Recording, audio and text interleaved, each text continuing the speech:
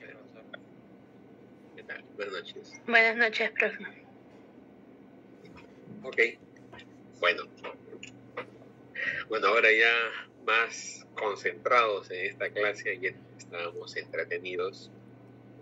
Igual habíamos avanzado con uno de los principales soportes que tenemos en el ámbito de los archivos sobre todo, pero igual hasta en el ámbito doméstico, después del papel, habíamos visto de manera muy apretada la historia de la fotografía y los diferentes soportes. Nos habíamos detenido principalmente en aquellos del siglo XIX y habíamos identificado incluso algunas muestras de estos, como los daguerrotipos, los calotipos e incluso algunas representaciones fotográficas que existen aquí en el país de algunos archivos reconocidos, entre ellos uno de los más grandes, que es el archivo Burret, que es un fondo de más de 50.000 negativos fotográficos. Y en este archivo podemos encontrar las diferentes manifestaciones que tiene la fotografía analógica del siglo XIX, tanto a nivel de negativo como de papel, en formatos, en presentaciones de retratos, tarjetas de visita, grandes formatos, etc. Y también comentábamos sobre la relación que hay, en primer lugar, de la fotografía con la pintura, porque les informaba de que antes de la inclusión de la fotografía, la forma de retratarse era a través de la pintura, o la manera de recrear, de captar la realidad era a través de la pintura.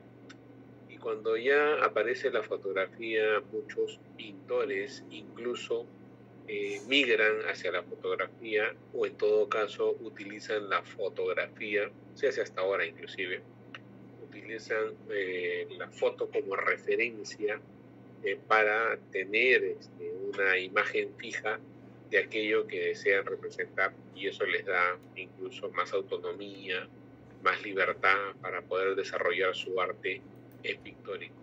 Pero regresando a la fotografía, les informaba de que varios pintores recalan en el ámbito fotográfico porque es una nueva manera de recrear el medio, el espacio, a las personas, pero también es una nueva forma de poder generar ingresos. Entonces ya se dedican a la fotografía en el ejercicio profesional. Y esto se ha desarrollado hasta el siglo XX, ¿no? Donde ya encontramos una variedad de formatos, una variedad de tipos fotográficos en cuanto a la calidad. Ya no solamente hablamos del blanco y negro convencional con sus variantes, sino también la fotografía en color, en negativo plástico, en impresión de papel, con los procesos de revelado o los procesos químicos para poder generar estas imágenes fotográficas, y también algunos tipos ya más modernos, como la fotografía instantánea o las fotografías que se usan para presentaciones, así como los PPT, por eso decimos presentación PPT.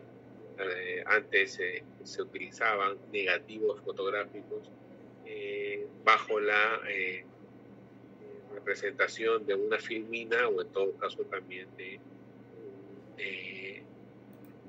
ventana fotográfica que conocemos como slide. Originalmente, cuando uno elaboraba una presentación en PowerPoint, también a cada una de las vistas, viene del inglés esto, ¿no? Le denominamos slide. Hay bastante relación en cuanto a la manera de representar las imágenes. Pero antes de continuar con este tema, ya entrar a lo relacionado con la conservación de la fotografía, y para no dejar suelto el conocimiento de estas antiguas versiones de la fotografía, voy a compartir un video relacionado con estas primeras vistas fotográficas, estas primeras maneras de desarrollar lo que ahora se conoce como la fotografía histórica. Y luego continuamos con este tema.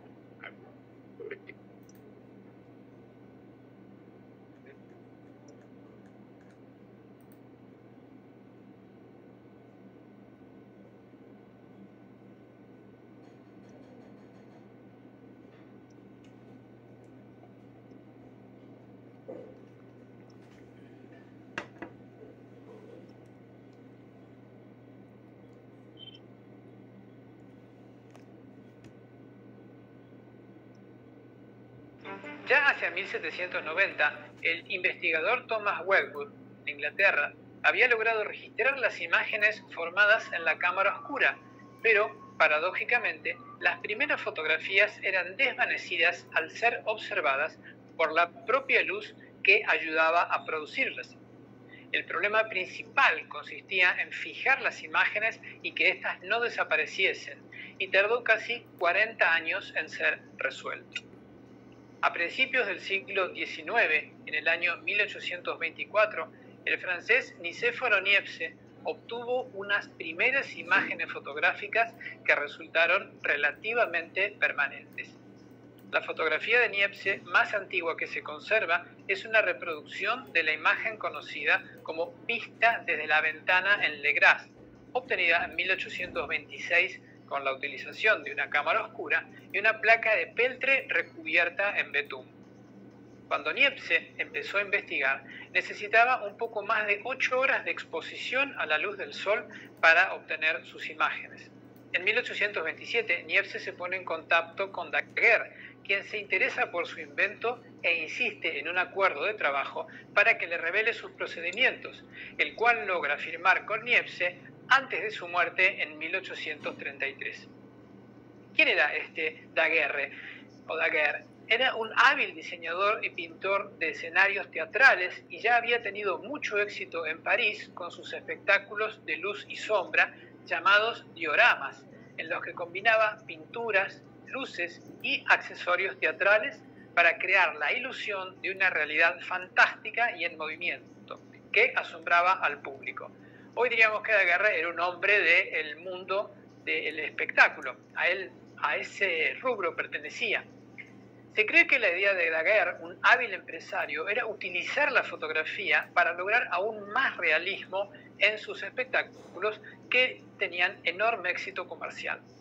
Entre los años de 1836 y 1838, Daguerre realizó numerosos ensayos previos sin divulgarlos, completamente en secreto.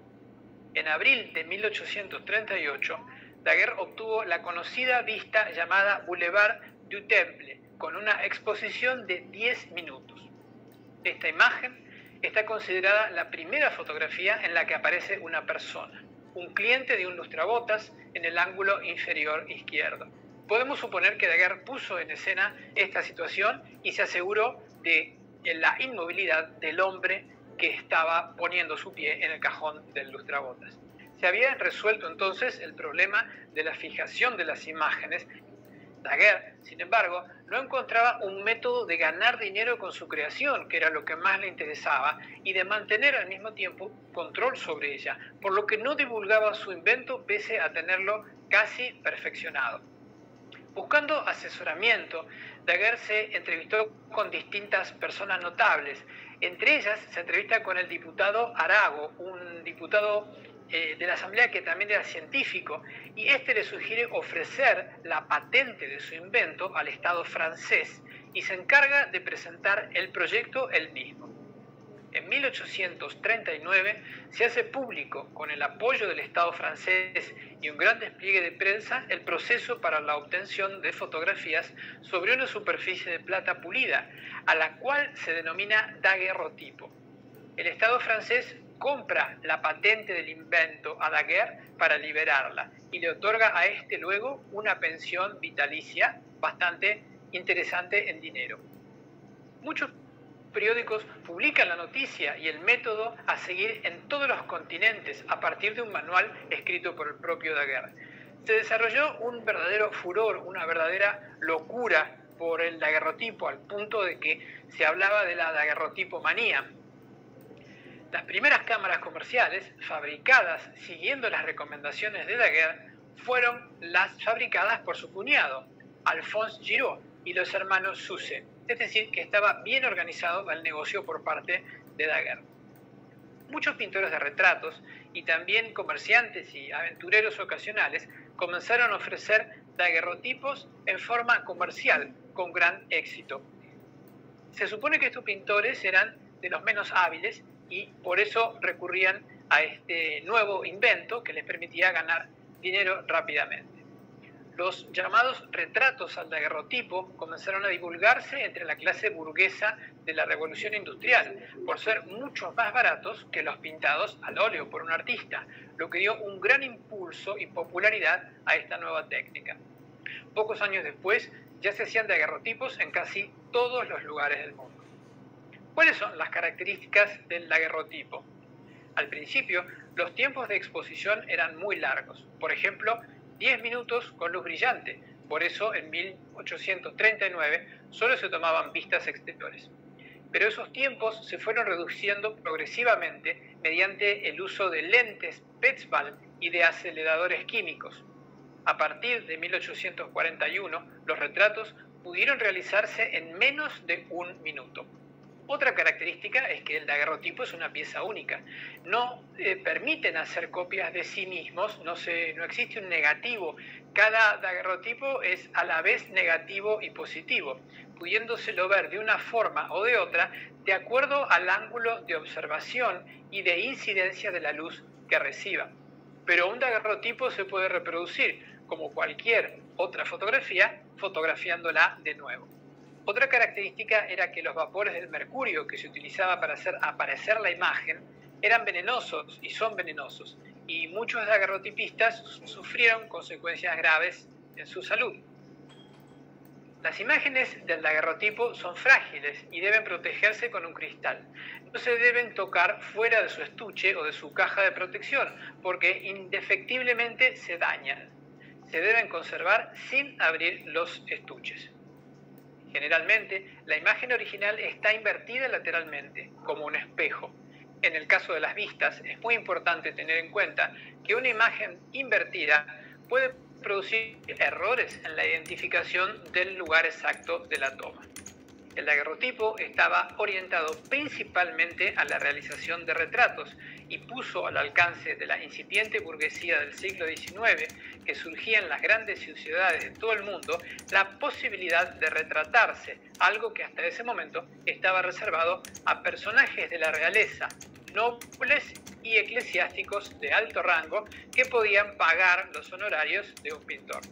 A partir de la invención del daguerrotipo, la humanidad podía detener el paso del tiempo y conservar la emoción de ver un rostro querido en un pequeño rectángulo de metal. Esto era solo el comienzo de una gran aventura. Muy bien.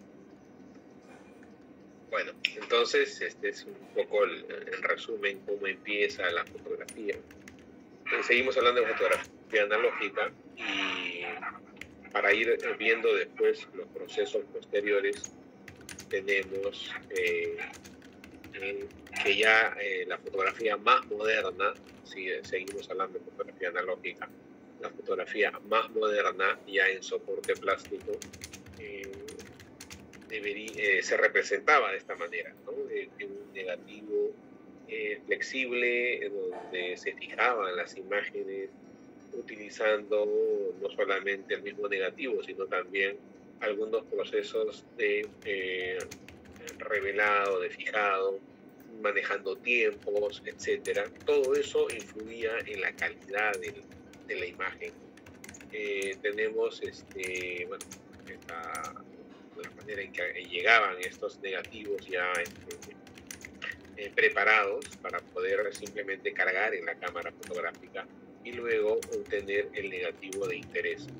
Entonces hablamos de fotografía en blanco y negro, hablamos de fotografía en color y considerando incluso el trabajo que se desarrollaba para generar los negativos, generar los positivos en ambientes controlados, con poca iluminación, sobre todo en el caso de fotografía en blanco y negro, de fotografía en color casi a oscuras, porque la foto en color es mucho más sensible a la luz. Recuerdo cuando trabajaba en este tema, había que tomar tiempos, porque si se le daba mucho tiempo a determinado proceso, podía afectarse la imagen, ¿no? Entonces, este es el trabajo que uno desarrollaba, ¿no? Allí tenía que estar pasando, en este caso, el positivado en papel, pasándolo, primero lo ponía en una bandeja con revelador, después lo enjuagaba, luego pasaba a una bandeja con el fijador, porque debía estar atento, de acuerdo a los tiempos que aplicaba, si es que la imagen se velaba o revelaba muy rápidamente, o si se necesitaba darle un mayor tiempo en el revelador para que se visualice la imagen, o si uno quería darle algún efecto, era como una especie de lo que ahora se hace con el Photoshop, que le ponemos más gris, más contraste, algunas zonas con más detalle, con más intensidad o difuminadas. Todo esto se hacía de manera manual, y también se contaba pues con la experiencia, con la intuición del fotógrafo, que debería conocer la calidad, la concentración de los químicos que se va a usar, los tiempos que va a aplicar, etcétera, ¿no? Y aquí ustedes aprecian también un juego de luces de acuerdo a las características de los materiales. Podía usar pues una luz tenue, una luz roja, una luz azul, etcétera, ¿no? Y vamos, entonces, y este sería ya de manera gráfica, lo que han visto anteriormente, cómo se trabajaba con estos negativos para después pasar al positivo, ¿no? En este negativo se capturaba la imagen. La imagen estaba allí contenida, todavía no era evidente. Hay, en fotografía analógica hay lo que se llama la teoría de la imagen latente. Se dice latente porque es una imagen en potencia, pero que solamente se va a evidenciar cuando se somete a un proceso químico para poder fijar la imagen latente, la imagen que está allí registrada en este negativo. Una vez que se utilizan los químicos necesarios, porque no solamente era revelador, fijador, enjuague, había incluso para negativos que necesitaban algún tratamiento, humectantes, etcétera, ¿no? Una vez que se tenía listo el negativo, ya pasaba a la ampliadora. Entonces aquí se proyectaba la imagen sobre una hoja de papel, que sería el papel fotográfico, y ahí también se jugaba con los efectos que uno necesitaba tener en relación a la imagen. Y el mismo proceso que podía darse en el negativo fotográfico se repetía también en el positivo, ¿no? Aquí están los baños químicos a los cuales se somete, ¿no? Puede haber un revelado, un baño de paro, es decir, para evitar que se siga revelando la imagen, ¿no? Se detenía el revelado. Una vez que se separaba el revelado de la imagen, se fijaba la imagen, porque si no se aplicaba este proceso, la imagen con el tiempo se podía desvanecer. Y finalmente ya venía pues el enjuague, ¿no? Ya para liberar todos los químicos, y por ventilación natural, a veces se utilizaba algún equipo de ventilación forzada, ¿no? Se procedía a secar la fotografía en papel. Todo esto impactaba sobre la calidad de la imagen, sobre el tipo de fotografía, de soporte que yo primero que voy a disponer, y después que voy a manejar a nivel, si pensamos en archivos, en centros de información, a nivel ya de la gestión de los soportes, ¿no? Del cuidado que debo tener. Ya ven que se trata pues de materiales que han sido sometidos a diferentes procesos con el cuidado necesario, y eran materiales sumamente delicados porque si hablamos del uso de químicos, en el caso de los soportes tienen emulsiones, tienen algunos componentes que pueden reaccionar, no solamente en el proceso de producción, sino también ya posterior, cuando nosotros los vamos a manipular, los vamos a... Entonces, es conveniente que también seamos conscientes, ¿no? de toda esta producción que hay previa sobre las imágenes que vemos ya trabajadas. Fotografías tienen todo este proceso previo y es por eso que exigen cierto cuidado, ciertas condiciones para su adecuada estabilidad, para evitar que se maltraten, que se deterioren, que se contaminen, etc.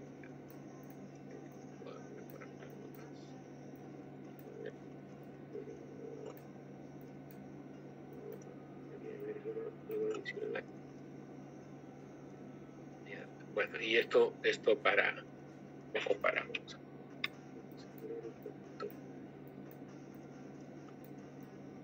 Y esto para evidenciar ya a nivel de la imagen del fotograma, que está compuesta por aluros de plata, por eso se llama regularmente, por la fotografía convencional, analógica, blanco y negro, se habla de gelatina de plata, porque es sobre una emulsión, sobre una gelatina, hay unas partículas de plata en suspensión sobre las cuales se va a registrar la imagen.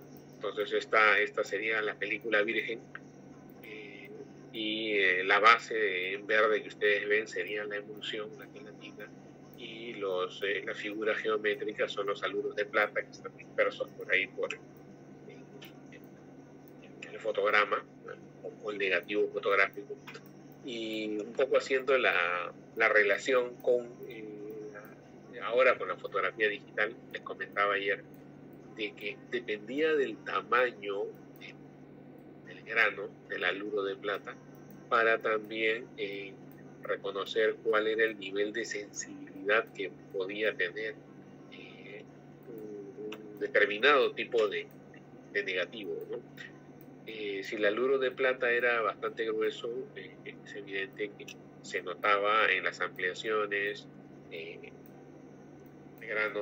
grano al hacer ustedes, si se han fijado, por ejemplo, en las imágenes digitales, cuando se amplía mucho, ven que se deforma la imagen, se notan pues como que rasgos medio dentados.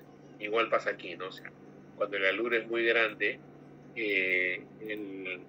la imagen se fragmenta y también tiene menos sensibilidad a la luz, a la iluminación. Entonces, ya cuando se trataba de fotografías con un mayor nivel de sensibilidad para captar movimiento, por ejemplo, las fotos que se usaban para eventos deportivos donde hay mucha velocidad, hay movimiento, entonces ahí se utilizaba fotos más sensibles con aluros de plata mucho más pequeños, porque en digital sería con una mayor resolución. Entonces estos negativos se exponen a la luz.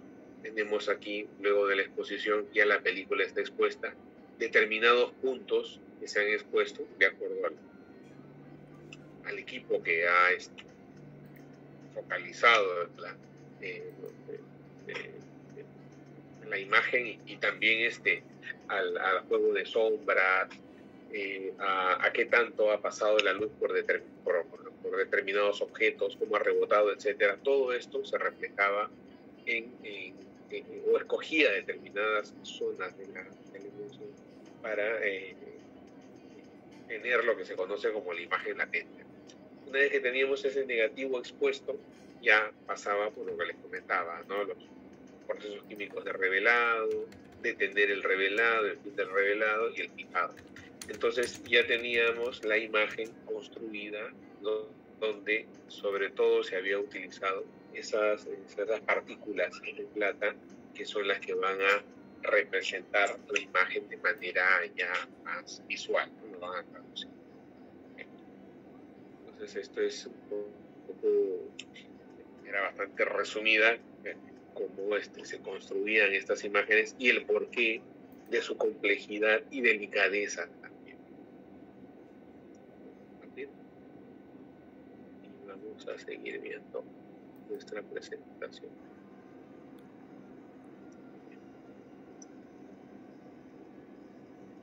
Bueno. Entonces, todas esos soportes fotográficos, diferentes maneras de representarse, en la variedad de los materiales con los cuales se han construido, ya sea desde base metálica, base de plástico, de nitrato, de papel, etc. Todo eso exige ciertas condiciones para su adecuada conservación, para su estabilidad. Nosotros decimos estabilidad cuando tenemos el objeto, el material, el soporte, y estabilizar significa de que si hay algún tipo de deterioro, evitar que esto continúe. Y si no tiene deterioro, mejor aún, ¿no? O sea, evitar que el material se exponga a algún factor que pueda alterar la integridad de estos soportes. Entonces, una de las formas que nosotros tenemos para poder mantener en buenas condiciones nuestros materiales es la protección. Y la protección puede darse para una hoja de papel, un libro, una fotografía, un disco compacto, un CD, etc. Ayer alguno de ustedes me manifestaba, por ejemplo, sobre la importancia, porque estaban haciendo eso en su entidad, de seleccionar el papel que sea adecuado, o un plástico también que sea adecuado para poder conservar, me decían, por ejemplo, fotografías, discos compactos o DVDs, si mal no recuerdo. Entonces, sabemos de que la protección, el aislamiento, el uso de medios o unidades de conservación es importante para aislar los objetos de los factores, para empezar, ¿no?, de los factores medioambientales. Factores que ya sabemos están constituidos por temperatura, humedad, contaminación, y además a ello le vamos a agregar ya algunos factores de deterioro que están en el orden del deterioro físico. Físico porque van a impactar sobre el material, lo pueden deformar, lo pueden doblar, rasgar, dañar, contaminar por fricción, etc. Entonces ahí es donde entran las unidades de conservación. Y aquí, en este caso, la más efectiva material fotográfico es utilizar ya sea fundas, carpetas. En este caso tenemos un sobre tipo cruz, porque, como también les informaba ayer, las fotografías son un material muy delicado por los procesos de producción que ya hemos visto, y todo aquello que lo rodea puede impactar y dejar alguna huella o secuela que difícilmente vamos a nosotros tratar, ¿no? Difícilmente vamos a revertir una situación de deterioro que pueda ser presente en una fotografía. Entonces, en este caso, tenemos que este sobre tipo cruz, que además se complementa con una funda, ¿no? Este sobre tipo cruz me permite visualizar, manipular la foto, almacenar inclusive la foto, sin impactar directamente sobre la misma. Yo abro este sobre en cruz y veo lo que hay dentro. Y luego lo guardo, ¿no? Lo guardo, cierro el sobre y lo guardo en esta carpetita. Y eso lo pondré en una caja archivera o en una caja apropiada para poder conservar estos materiales. Maneras de proteger. También es conveniente reconocer que hay condiciones de temperatura y humedad que debemos seguir. Si hablamos de temperatura, los negativos, blanco y negro, toleran una temperatura más alta, a diferencia de los negativos en color, que son mucho más estrictos. En el caso de los negativos en color, incluso aquellos que ya trabajan con archivos fotográficos, se dedican a ello, y son bastante estrictos con estos valores, prácticamente están al nivel de la refrigeración, los negativos en color. Porque se trata pues de material bastante sensible, inestable incluso a las variaciones de temperatura, de humedad, y hay que tener bastante cuidado. En lo que corresponde a la humedad, también es necesario atender esta condición, porque dependerá si se trata de soportes que son flexibles, rígidos, cada uno va a reaccionar de diferente manera.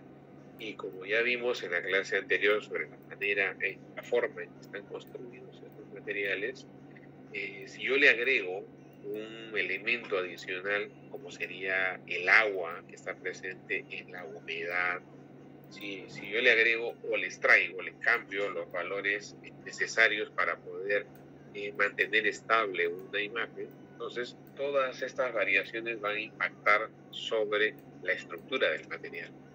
En este caso, estamos hablando de que, por ejemplo, se está desprendiendo la emulsión de un soporte rígido, que es un negativo en vidrio, porque hay una reducción de la humedad. Entonces, el material se seca, pierde humedad y se contrae. Y como el vidrio no puede contraerse porque es rígido, entonces el que va a reaccionar inmediatamente es la emulsión. Y una vez que sucede esto, es prácticamente imposible recuperar esta imagen, ¿no? Sea el deterioro que sea, ¿no? O sea, es complicadísimo intervenir, darle algún tipo de tratamiento que revierta su condición de deterioro, y solamente nos quedará tratar de rescatar lo máximo que podamos. Por eso que es importante ser muy meticuloso en las acciones de prevención del deterioro cuando se trata de soportes bastante frágiles, muy delicados, muy sensibles.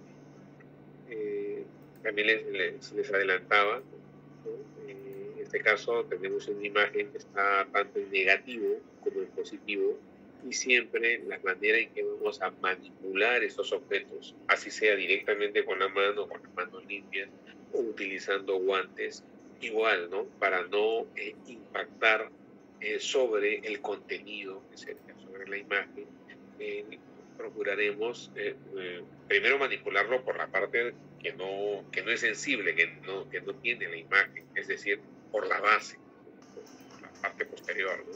Y luego no manipular los negativos en la zona interna, no por los bordes, porque esto evita de que dejemos algún rastro de huella, de suciedad, de polvo, de algún tipo de pelusa, etcétera, si usamos guantes, que pueda después alojarse en el negativo mismo, o en el caso del papel también. En la emulsión podemos dejar nuestras huellas digitales y eso ya no se va a mover de ahí, ¿no? También son muy susceptibles del daño físico. Recuerden que estamos hablando de una serie de capas compuestas por aglutinante, emulsión, adhesivos, barnices, etc. Entonces estamos hablando de soportes que ante el menor roce, doblez, fricción, etc., se van a dañar, se van a ver afectados, y ya estas marcas que tienen allí representan simplemente que ya se reventó ahí la emulsión, se fragmentó la imagen y nada, nuestro original se perdió, y a lo mucho, si uno quiere hacer algún tipo de restauración, entre comillas, lo hará sobre la imagen, pero la imagen que va a recuperar ya en una copia, y sobre ello pues simulará, aplicará algún tipo de film, etcétera, pero ya los originales se perdieron. En conservación, justo conversábamos hace poco por un proyecto, cuando a veces creímos que la digitalización pues resuelve todo, ¿no? Hace maravillas. pero hay que ser conscientes de que la digitalización tiene un límite, y este es de que no va a ir más allá del original. Por eso hay que cuidar mucho nuestros originales. La digitalización puede simular, puede aplicar algún tipo de efecto, etcétera, pero lo va a hacer sobre la copia de esa imagen. Pero la imagen original va a ser esta. La imagen, si yo quiero mejorar esa digitalización, o sea, la misma técnica de captura digital no lo va a hacer. La edición digital posiblemente, ¿no? Pero la técnica no va a ir más allá del original. La manipulación debe ser cuidadosa, debe tratar de ser lo menos invasiva posible, siempre dirigida hacia la protección del material. Siempre reducir los niveles de manipulación, la frecuencia de manipulación, y si se tiene que manejar manualmente estos materiales con el mejor cuidado posible y en buena cuenta, si es que podemos apostar por una reproducción de estos objetos. Hasta hace no mucho, cuando la digitalización no estaba difundida, tenían tanto impacto como ahora. En el caso de las fotografías, se apostaba por la reproducción fotográfica, es decir, se sacaba una copia similar en papel fotográfico y se manejaban copias fotográficas. Ahora esto se ha hecho mucho más fácil, ¿no? Tenemos una captura digital y esto luego pues infinitamente lo podemos reproducir, ampliar, poner en catálogos digitales, en una exposición se ponen copias, impresiones, pero a partir de copias digitales, etc. Entonces, esto es bastante práctico y también facilita no solamente el acceso, sino la conservación de nuestros materiales. Pero que les comentaba, igual es una imagen que está dañada por daño físico, ha habido dobleces, posiblemente ha estado en contacto con otros materiales y ha habido pues algún tipo de presión también, y por ahí alguien ya registró un dato por aquí, ¿no? Y esto ya no podemos ni borrarlo, porque al borrar nos vamos a llevar parte de la emulsión. Entonces hay que tener bastante cuidado. Antiguamente incluso se recomendaba escribir por la parte posterior, claro, sin hacer mucha presión, utilizando un lápiz bastante suave. Pero incluso esto representa un riesgo, porque hay algunos materiales que pueden filtrar, que pueden luego traspasar el papel e ir sobre la emulsión. Entonces, se recomienda que no se hagan ningún tipo de anotaciones. Si se tiene que registrar algo de información, mejor si se hace en los sobres, en las cajas. A lo mucho numerar las fotografías si se tiene que controlar. Pues tenemos esta imagen, posiblemente podamos hacer esto, ¿no? Esto que está acá abajo. Podamos mejorar la imagen a nivel digital. Podemos, muchas veces la publicidad nos dice, no, restauramos sus fotografías, pero en realidad no restauran la foto, ¿sí? Sino restauran la imagen que se ha obtenido de esa fotografía. Entonces, hay que ser conscientes de qué es lo que queremos, ¿no? Qué es lo que nos interesa. Solamente la imagen, bueno, recuperar la imagen, pero si le damos valor al todo, es decir, tanto el soporte como la imagen, entonces habrá que adoptar los cuidados necesarios. Bien. También hablábamos ayer sobre ahora esta nueva forma de imprimir las fotos es a través de el auxilio de los equipos informáticos. Y entre ellos tenemos pues estos equipos de inyección de tinta que incluso nos permite obtener fotografías de buena calidad. O sea, pueden ser fotografías analógicas, digitalizadas, o pueden ser fotografías directamente digitales. Pero igual, ¿no? Si hablamos de digitalización, puede ser cualquier forma de representar texto, imágenes, etc. Pero esto lo voy a poner en un papel fotográfico y voy a utilizar algún tipo de sistema de impresión, y entre ellos la impresión por inyección de tinta, que es lo más popular que hay. Sin embargo, igual los riesgos están asociados a aquello que rodea los materiales. Hay un riesgo, por ejemplo, por exceso de humedad, pero también puede haber un riesgo, como pasa con los papeles, ¿no?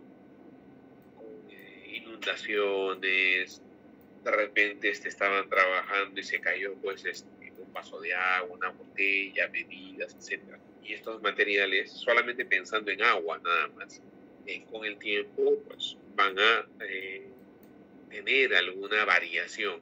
Si se trata de imágenes en color, como en esta imagen, ¿no? Ustedes aprecian allí la fotografía original, está en buenas condiciones, que tiene los colores vivos, que tiene las formas bien definidas, etcétera. Pero si le cae agua, así como pasa con el papel que tiene tinta, que se diluye, que se deforma, que se pierde la información, pasa lo mismo aquí, ¿no?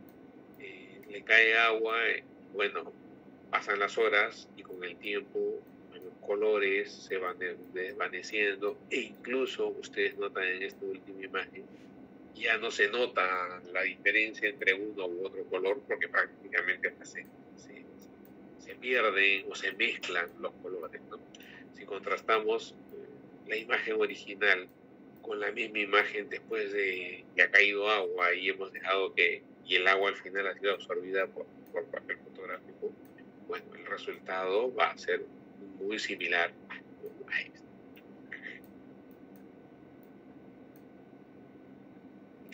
Lo mismo pasa con la luz.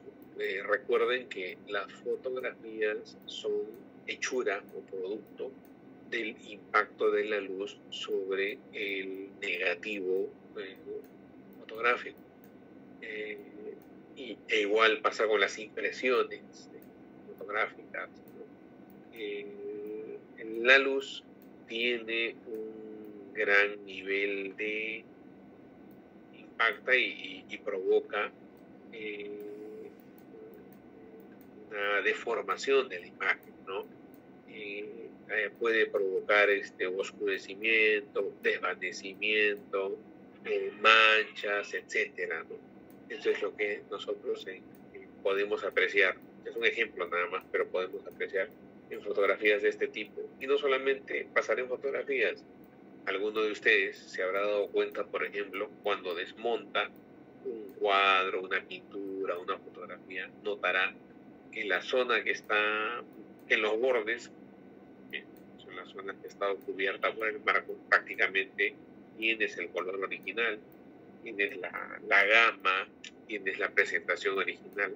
En cambio, la parte que ha estado expuesta, el impacto de la luz ha provocado algún cambio, desvanecimiento,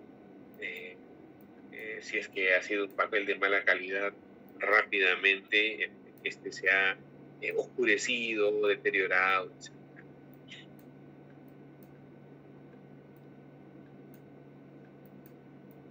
Y antes de pasar a este punto, porque esto ya tiene que ver ya con ya la fotografía en movimiento, les voy a compartir ya una experiencia de intervención fotográfica, ¿no? De cómo, en el caso, es la experiencia de un archivo, una colección fotográfica en una universidad, en la Universidad de Santiago de Chile, si mal no recuerdo. En este caso vamos a apreciar cómo se trata de recuperar un archivo fotográfico, sobre todo más que a nivel de la restauración, como les recalco, que es difícil hacer, más a nivel de la protección, de la organización, de la protección, del aislamiento de los materiales para poder mantenerlos en el tiempo.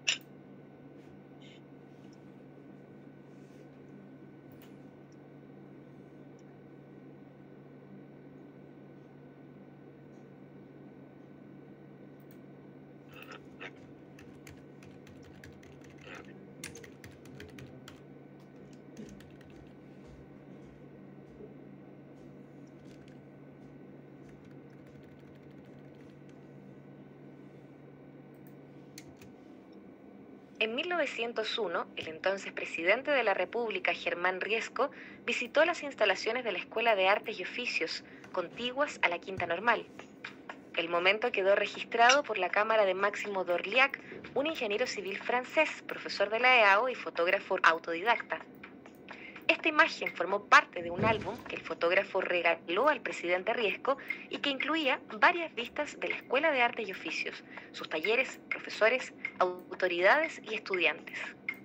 Estas fotografías, algunas de ellas capturadas en negativos de placa de vidrio, forman parte de las imágenes más antiguas del patrimonio fotográfico de la Universidad de Santiago de Chile. Hoy estas fotos, con más de 111 años de historia, son parte del material custodiado y conservado por el Archivo de Documentación Gráfica y Audiovisual creado en abril de 2009 y que funciona en el zócalo de la Biblioteca Central de la Universidad de Santiago.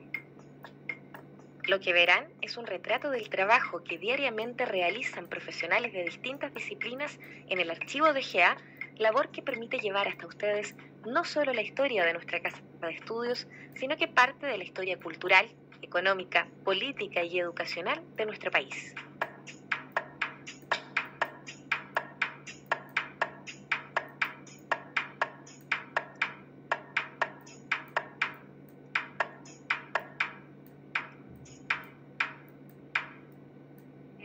El Archivo de Documentación Gráfica y Audiovisual, el archivo de GA, tiene como misión principalmente el velar, custodiar, que significa conservar, restaurar, investigar, difundir todo el patrimonio gráfico y audiovisual de la universidad. Gran parte del patrimonio fotográfico de la universidad se encontraba depositado en cajas comunes y corrientes en el subterráneo de la Biblioteca Central de la universidad. Nadie veló por ellas y lo que es más increíble aún, prácticamente se encontraban en completo desconocimiento, digamos, de la comunidad universitaria. Para sorpresa nuestra del equipo, la verdad que se encontraba bastante organizado dentro del desorden, ¿no? Gran parte de los negativos, por ejemplo, los negativos 35 milímetros, se encontraban en sobres de papel con un timbre de la universidad. El timbre decía Archivo Fotográfico, Universidad Técnica del Estado. El archivo comprende hoy en día alrededor de 27.000 imágenes. Estas imágenes se encuentran en distintos soportes, soporte de papel, soporte de vidrio, que destacan por su gran calidad, por su belleza y también porque son las imágenes más antiguas del archivo. Soporte flexible.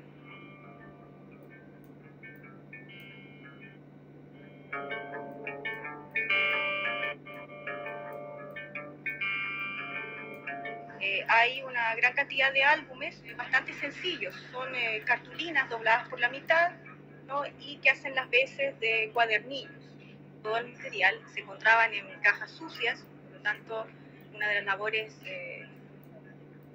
más relevantes del proceso de conservación fue la limpieza de las piezas fotográficas.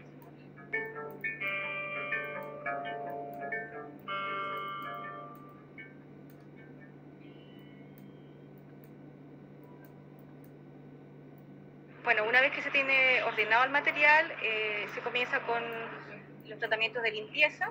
En el caso de las copias en papel, de los positivos, básicamente es una limpieza superficial a base de brocha, pelo suave y goma de borrar. Y en el caso de los negativos, solo con pera de aire, la limpieza superficial.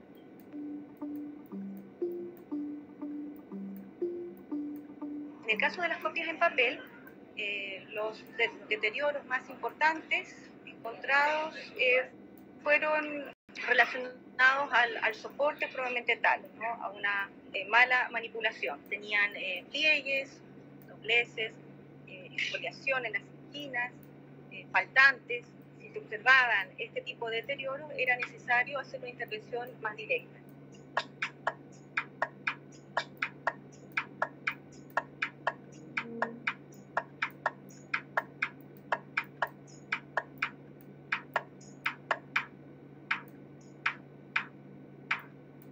La catalogación es una herramienta importantísima dentro de los archivos, y en este caso, en el archivo fotográfico, la catalogación fue en base al ordenamiento que se le hizo por formato a las imágenes.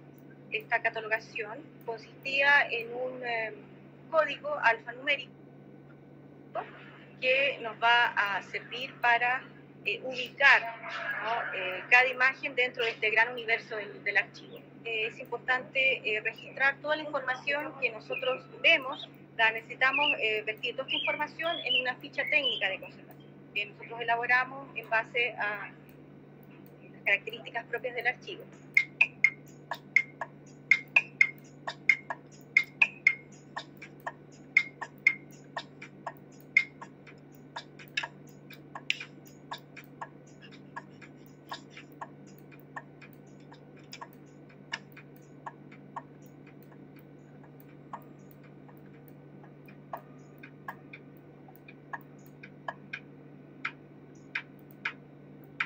La digitalización también dentro de los archivos es una herramienta importantísima, ya que con ella vamos a crear, ¿no?, este banco de imágenes digitales.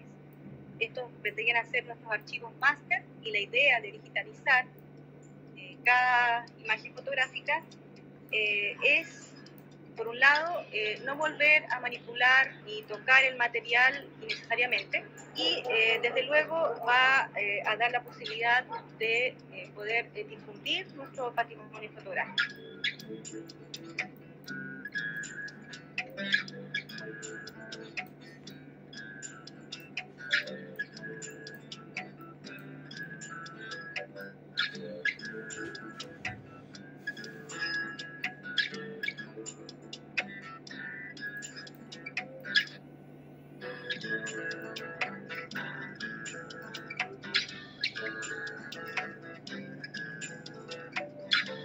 El almacenamiento vendría a ser como el fin último, ¿no?, de todo este proceso de conservación. Es necesario contar con una serie de materiales propios, ¿no?, para los distintos procedimientos fotográficos. Las fotografías se guardan en sobres de papel libre de ácido, las copias en papel y también los negativos de soporte flexible. Para ello también se utilizan cajas especiales de conservación, donde van almacenadas, por ejemplo, las fotografías más grandes, y también para la conservación, para el almacenamiento de los álbumes.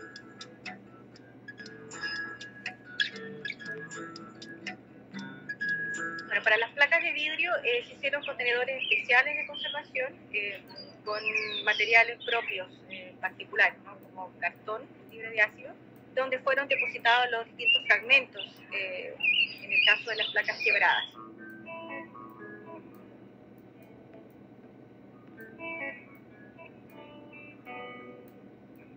Nosotros sentimos que como equipo de trabajo, ¿no?, tenemos, en cierto modo, la responsabilidad de poder transmitir la importancia que tiene conservar una imagen fotográfica. Por lo tanto, como memoria tenemos que mantener todos los resguardos posibles, pero no solamente conservarlas y olvidarse de ellas, ¿no?, sino también poder difundir lo que significan estas imágenes. Nosotros, teniendo más conocimiento de lo que somos, en este caso de nuestra historia, vamos a ser capaces, ¿no?, de enfrentar nuevos desafíos, de que la gente se pueda de algún modo empapar con esta idea de conservar y mantener este patrimonio fotográfico. Y obviamente, si se mantiene en el tiempo, futuras generaciones también van a poder disfrutar de estas imágenes, de este pasado histórico, como lo estamos haciendo nosotros hoy en día.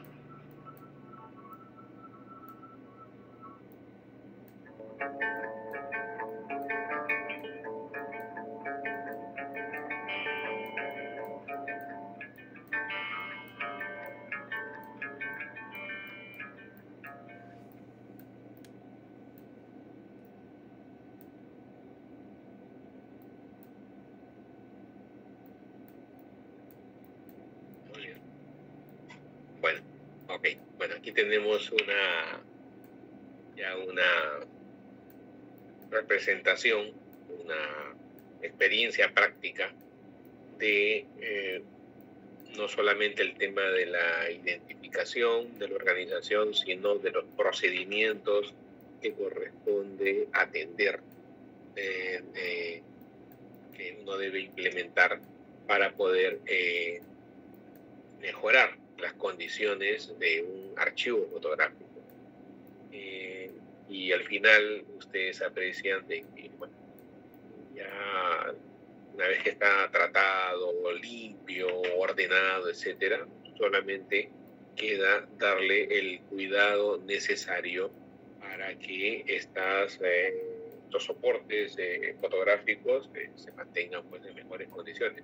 Y eso lo hace a través de pues debida protección, utilizando sobres hechos con papel libre de ácido, utilizando cajas que también están acorde a las dimensiones de las fotografías, ¿no? De acuerdo a sus necesidades.